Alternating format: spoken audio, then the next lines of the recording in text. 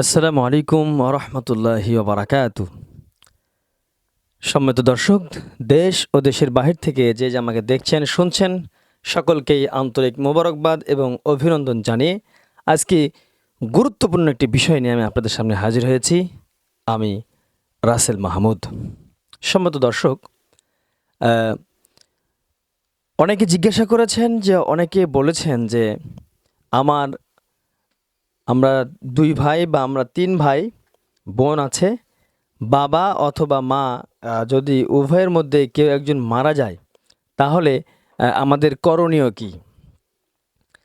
সম্মানিত দর্শক, খুব সুন্দর একটি প্রশ্ন বা খুব সুন্দর একটি আপনারা প্রশ্ন জিজ্ঞাসা করেছেন।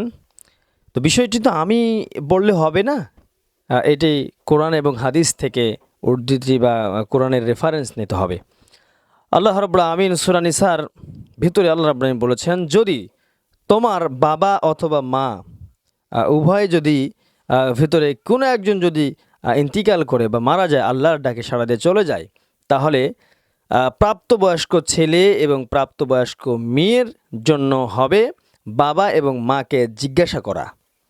বাবা এবং মাকে জিজ্ঞাসা করতে হবে যে বাবা বিবাহ বসবে কিনা বা মা বিবাহ বসবে কিনা। যদি বিবাহ বসে বা বাবা যদি বিবাহ করতে চায় বা সম্মতি থাকে, তাহলে বাবা এবং মা উপযুক্ত সন্তানকে যেভাবে লালিত পালিত করার পরে বিবাহর বয়স হলে যেভাবে বিবাহ দিতে হয়, দায়িত্ব কাঁধে নিয়ে যেভাবে বিবাহ দিতে হয়, ঠিক সেম একই রকমভাবে সন্তান যারা থাকবে, ছেলে বা মেয়ে যারা থাকবে, প্রাপ্তবয়স্ক বা উপযুক্ত সন্তানরা, তাদেরকে বাবা এবং মাকে বিবাহ দিয়ে দিতে হবে।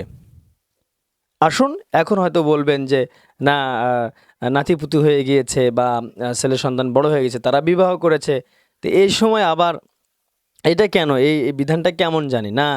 সম্মত ভাইরা আমার, রাসূল করিম সাল্লাল্লাহু আলাইহি সাল্লাম বিধবাদের সম্মান করতেন। শুধু সম্মান করতেন না, বরং স্ত্রীর মর্যাদা দিয়ে পৃথিবীতে নবী করিম সাল্লাল্লাহু আলাইহি সাল্লামের উপরে আর সম্মানিত মানুষ তো আর পৃথিবীতে হয় না, আসেনি, আসবেও না, কিয়ামত পর্যন্ত আসবে না। সেই মানুষটি অসহায় হতদরিদ্র বিধবা মহিলাদেরকে সম্মান করেছেন। কি করে সম্মান করেছেন? তাদেরকে বিবাহ করে স্ত্রীর মর্যাদা দিয়ে তাদেরকে সম্মানিত করেছেন। সুবহানাল্লাহ, সুবহানাল্লাহি বিহামদি। দেখুন, আপনার মা বয়স রয়েছে, সংসার করার মতো বয়স রয়েছে, বা আপনার বাবার সংসার করার মতো বয়স রয়েছে, এবং তাদেরকে যদি আপনারা চক্ষু লজ্জায় বা মানুষের চাপে বা পারিবারিক বা সামাজিক কোনো চাপে যদি তাদেরকে বিবাহ দেওয়া না হয়, আর গোপনে যদি আপনার মা বা আপনার বাবা যদি গোপনে যদি কোনো রকম অবৈধ কাজ, বিশেষ করে জেনা যদি করে ফেলে দেয়, বা মানুষের সাথে এখন দেখা যাচ্ছে যে অনেক বয়স্ক মানুষরাও পরকীয়ায় লিপ্ত, এই কাজে যদি লিপ্ত হয়ে যায়, এই কাজে যদি জড়িত হয়ে যায়, আপনি সন্তান, আপনি মেয়ে, উপযুক্ত মেয়ে এবং উপযুক্ত সন্তান, আপনাদেরকে জেনার গুনাহ আপনাদের কাঁধে নিয়ে কিয়ামতের দিন হাসরের মাঠে আপনাদের হিসাব নিকাশ হয়ে আপনাদেরকে জাহান্নামে যেতে হবে, এই বাবাকে বিবাহ না দেওয়ার জন্য। কারণ বাবা বিবাহ করে নাই, মানুষে কি বলবে, ছেলে সন্তান বড় হয়ে গেছে, নাতিপুতি বড় হয়ে গেছে, এখন বিবাহ করলে মানুষ কি বলবে, এই ভয়ে বিবাহ করে নাই, কিন্তু অনায়াসে সে গোপনে জেনা করছে, ও অনায়াসে গোপনে সে পরকীয়ায় লিপ্ত রয়েছে। এই বিষয়টি যখন দেখা যাবে বা হবে, তখন আপনি সন্তান হিসেবে, আপনি মেয়ে হিসেবে আপনি জাহান্নামে যাবেন। এটাই আল্লাহর হুকুম, এটাই আল্লাহর বিধান। সুতরাং আসুন, যে ভাইটি প্রশ্ন করেছেন, আসলে এই ধরনের প্রশ্ন কেউ করতে চায় না বা করেও না। সম্মানিত ভাইরা আমার, আমরা আবার অনেক সময় দেখি যে হাজী সাহেব দুইটা বিয়ে করছে, নাতির বিবাহ দিতে গিয়ে বা নাতনির বিবাহ দিতে গিয়ে মানুষ যদি শুনে যে হাজী সাহেব মানুষ দুইটা বিয়ে করছে, কেমন জানি নাক কাটা যায়, কেমন জানি তার সাথে সম্পর্ক করতে চায় না, কেমন জানি তার নাতিকে বা তার নাতিনকে বিবাহ করতে চায় না। এটা আসলে কি পরিমাণ যে ঘৃণিত কাজ। সবাই ভাই আমার, হাজী সাহেব সচরাচর দেখা যায় বাংলাদেশের যারা হাজী সাহেব মানুষ, কাবা ঘর যারা রাসূল সাল্লাল্লাহু আলাইহি ওয়াসাল্লামের রওজা যারা জিয়ারত করতে পারে বা কাবা ঘর যারা তাওয়াফ করতে পারে, এই বিষয়ে যারা যারা যেতে পারে, তারা আল্লাহর পক্ষ থেকে একটু সম্পদশালী হয়। সম্মত ভাইরা আমার, সম্পদশালী যারা হবে, তাদের সম্পদগুলি অসহায় হতদরিদ্র বিধবা নারীদেরকে দেওয়ার জন্য বলেছেন। আর রাসূল সাল্লাল্লাহু আলাইহি ওয়াসাল্লামের সুন্নাহ হচ্ছে বিধবা নারীকে বিবাহ করা। সুবহানাল্লাহ।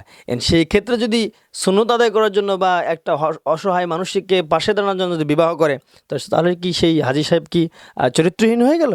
সেই হাজী সাহেব কি খারাপ হয়ে গেল? না, এটা ভেরি ইম্পসিবল। এটা কখনোই ভাবা যাবে না। আসুন আমরা সঠিক জানি, সঠিক মানি, সঠিক নিয়ে আল্লাহ রাস্তায় চলার চেষ্টা করি। সমত ভাই আমার, আসুন আমাদের যারা এরকম পরিবেশ, এরকম সিচুয়েশন অনেকেরই রয়েছে, আপনার বাবাকে বা আপনার মাকে বিবাহ যদি করতে চায়, আর যদি বিবাহ করতে না চায়, তাহলে সে যেন কোনো পাপের কাজে লিপ্ত না হয়। এটিও আপনি সন্তান এবং মেয়ে হিসেবে, ছেলে সন্তান হিসেবে বা মেয়ে সন্তান হিসেবে আপনার দেখার একান্ত কর্তব্য, দায়িত্ব। আসুন আমরা সকলেই কোরআনের সহি বুঝ আমাকে সহ সকলকে দান করুন। আল্লাহ রাব্বুল আমিন যেন কবুল করেন। আমিন। আসসালামু আলাইকুম ওয়া রাহমাতুল্লাহি ওয়া বারাকাতুহু।